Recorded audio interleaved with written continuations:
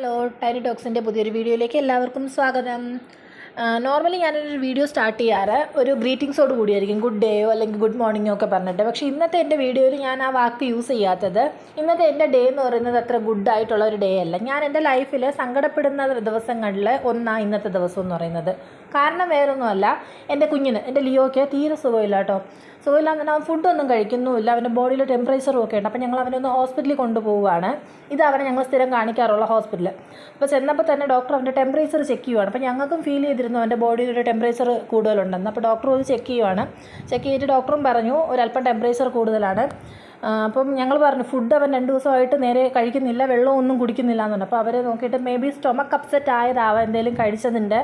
ഞങ്ങളവന് പുറത്തുനിന്ന് ഫുഡ് കൊടുക്കാറില്ല, പക്ഷേ എങ്ങനെയോ ഒരു സ്റ്റൊമക്ക് അപ്സെറ്റ് ആയതാവാം എന്ന് പറഞ്ഞ് അവർ ആൻറ്റിബയോട്ടിക് ഇഞ്ചെക്റ്റ് ചെയ്യുവാണ്. ആൻറ്റിബയോട്ടിക്കും പിന്നെ അവന് ഫുഡും വെള്ളവും ബോഡിയിൽ ഇല്ലാത്തതുകൊണ്ട് IV ട്രിപ്പിലൂടെ അവനതും കൂടെ കൊടുക്കുവാണ്.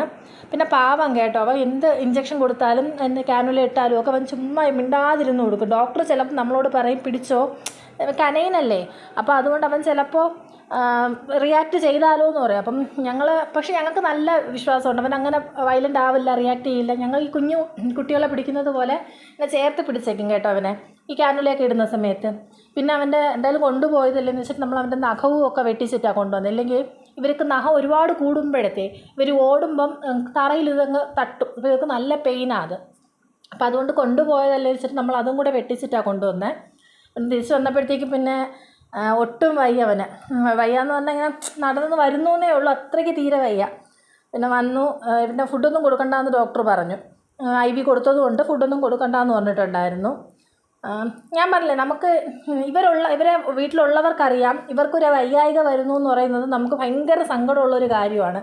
കാരണം ഇപ്പം ഇവർക്ക് നമ്മളോടത് കമ്മ്യൂണിക്കേറ്റ് ചെയ്യാൻ പറ്റത്തില്ലല്ലോ. ഇവരുടെ ബോഡി ലാംഗ്വേജിൽ നിന്നോ അവരുടെ ഫിസിക്കൽ എന്തെങ്കിലും വ്യത്യാസത്തിൽ നിന്നോ ആയിരിക്കും ഇവരുടെ വയ്യായിക നമ്മൾ മനസ്സിലാക്കുക.